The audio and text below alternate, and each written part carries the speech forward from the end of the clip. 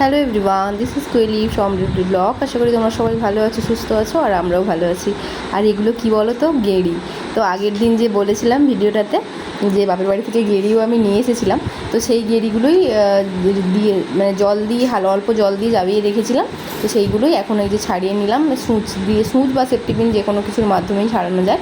তো আমি সুচ দিয়ে ছাড়িয়ে নিয়েছি। আর এই যে দেখো, একদম টাটকা টাটকা ফ্রেশ মাঠের কই মাছ, সাথে গেঁড়ি দিয়ে এখন হবে লাউ ডগা বা লাউ ডাঁটা।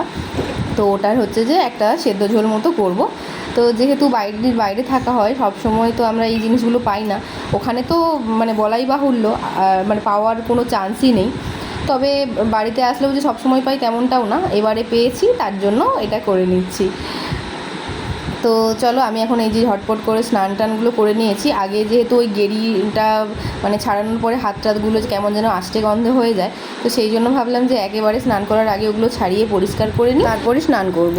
জাস্ট স্নান করে এলাম, তারপর রেডি হলাম। আর এখন যাবো পুজো করতে। তো পুজো করবো, আমি ভাত ডাল বসিয়ে দিয়ে গিয়েছিলাম, অলরেডি হয়ে গেছে ওটা সেদ্ধ। কাপড়গুলো ছাদে মিলে দিয়ে আসি চলো, তারপর বাকি রান্নাবান্নাগুলো করবো। আর আজকে তো নিরামিষ আমিষের ব্যাপার আছে, এটা হচ্ছে নিরামিষ খায়। তো মা বাবার জন্য নিরামিষ হবে, আর আমাদের জন্য আবার আমি মাছটা করতেই চাইছিলাম না। তো মা বলছে তোমরা তো চলে যাবে, আর করে নাও আজকে মাছগুলো। তো সেই কারণে আবার মাছ হবে। তো চলো এখন কাপড় টাপড়গুলো মিলিয়ে দিয়ে আসি ছাদে।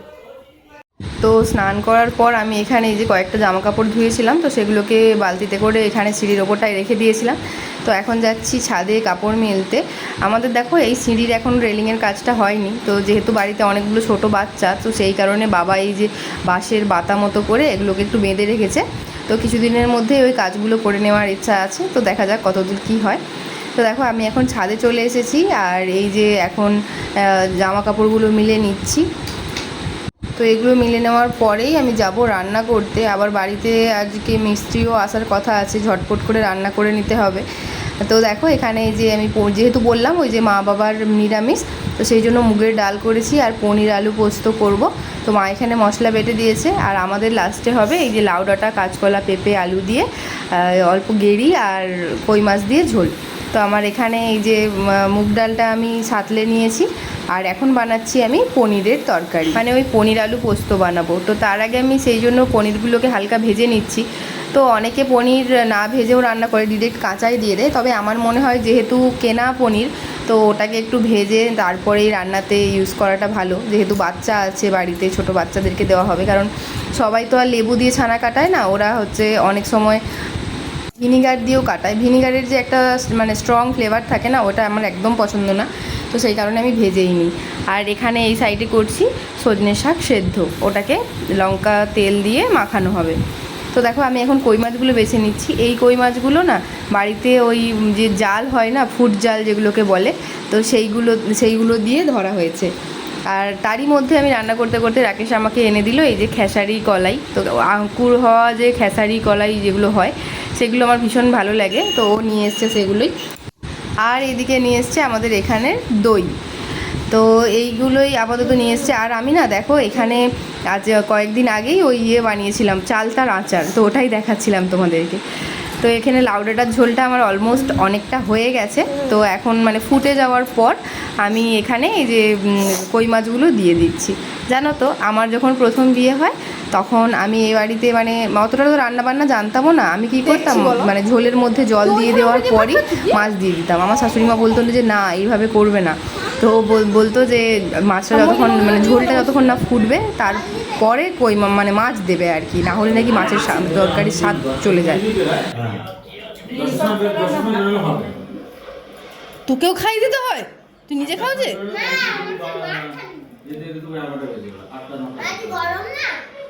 তো এই যে এখন এখানে সবাই খাচ্ছে। তো ওরা খেয়ে নেওয়ার পর মা, আমি আর রাকেশ খেতে বসিনি।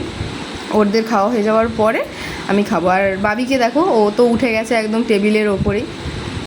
খাওয়া দাওয়ার পর বিকেলবেলায় রেডি হয়ে বেরিয়ে গেছিলাম, একটু কোলাঘাট যাব। কোলাঘাটে একটু দরকারও ছিল, আর ওখান থেকে যাব বড়দির বাড়ি, কারণ ভাগ্নির ছেলে হয়েছে, ওকে দেখতে যাব। তো এটা যেহেতু বলেছিলাম অনেক দিন আগের ভিডিও, তো সেই কারণে ওর জন্য কিছু ঠান্ডা মানে শীত ছিল তখন, তো শীতের জামা কাপড় নিচ্ছিলাম। আর মানে একটা ছোটা ধরনের নিয়েছি আর একটা ফুল হাতা গেঞ্জি প্যান্ট নিয়েছি।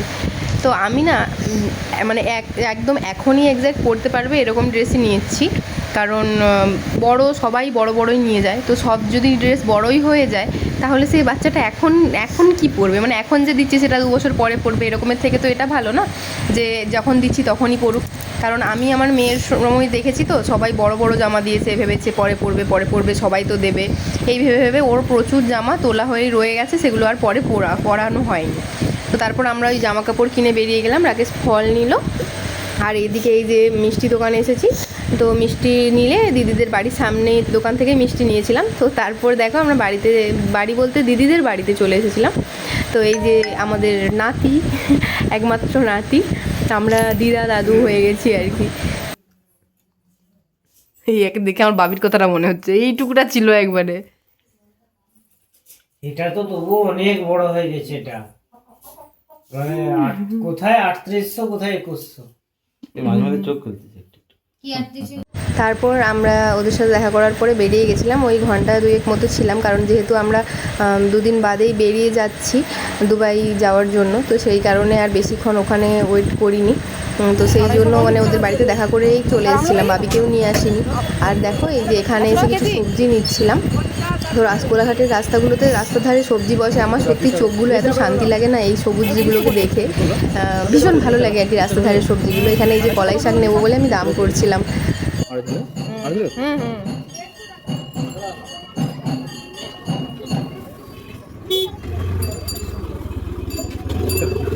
তো এই যে যখন কলাই শাকগুলো কিনছিলাম একদম মানে নরম কচি নতুন শাক যেগুলো ওঠে, তো সেই শাকই উঠেছিল। তো সেই শাক আমরা 250 মতো নিয়ে নিলাম, 30 টাকা 35 টাকা বলেছিল, আমরা দাম করার পরে 30 টাকা করে দিল। আর হচ্ছে এখানে আমলকি নিচ্ছিলাম। তো আমলকি আর কলাই শাক নেওয়ার পরে পাশেই কোলাঘাট বাজারে পাশেই হচ্ছে যে মাছ মার্কেটটা ছিল। তো রাতের মাছ মার্কেটটা একটু পরিমাণে কম হয়, মানে লোকজন কম বসে মাছ বিক্রেতারা, দিনের বেলাটাতে প্রচুর ভ্যারাইটিরও মাছ পাওয়া যায় আর প্রচুর লোক বসে। তো ওখান থেকেই আমরা এই যে মাছের ডিম নিচ্ছিলাম, মাছগুলো খুব একটা ভালো ছিল না, মাছের ডিমটা দেখে মনে হলো যে একটু নিই, তাই মাছের ডিম নিচ্ছিলাম। ওখান থেকে আসার পর মানে যখন ভাগ্নির দিদিদের বাড়িতে যখন গেছিলাম তখনই একটা চাদর খুব পছন্দ হয়েছিল, নেবো কি নেবো না করে তখন চলে গেছিলাম, নিইনি। আবার ঘুরে আসার পর ওখান থেকে এই যে আমরা একটা চাদর নিলাম, শাল ধরনের যেটা হয়। তো শালটা কেমন লেগেছে অবশ্যই কমেন্ট করো। আর কোলাঘাট থেকে আসার পথে দেউলিয়া পড়ে, তো দেউলিয়া বাজারের একটা চা খুব মানে ফেমাস আর কি, আমার ভীষণ ভালো লাগে ওই দোকানের চা খেতে, আমি এর আগেও খেয়েছি একবার। তো এই দেখো ঠিক দেউলিয়া বাজারটাতে লালুর চপ দোকান যে সাইডটাতে, ওই রুটটাতে গেলে এই যে এখানে জুস অ্যান্ড লস্যির যে দোকানটা তার পাশেই এই যে ফালতু চা সেন্টার, এটা আগে ছিল না, বছর 2-3 হয়েছে এই চাটা, মানে চায়ের দোকানটা আর কি। তো আমি বছর 2-3 আগে খেয়েছিলাম, তারপর আবার খাচ্ছি এই যে ছোটে মিয়াকা ফালতু চায়ে। তো দারুণ সুন্দর চা বানায়, দারুণ সুন্দর।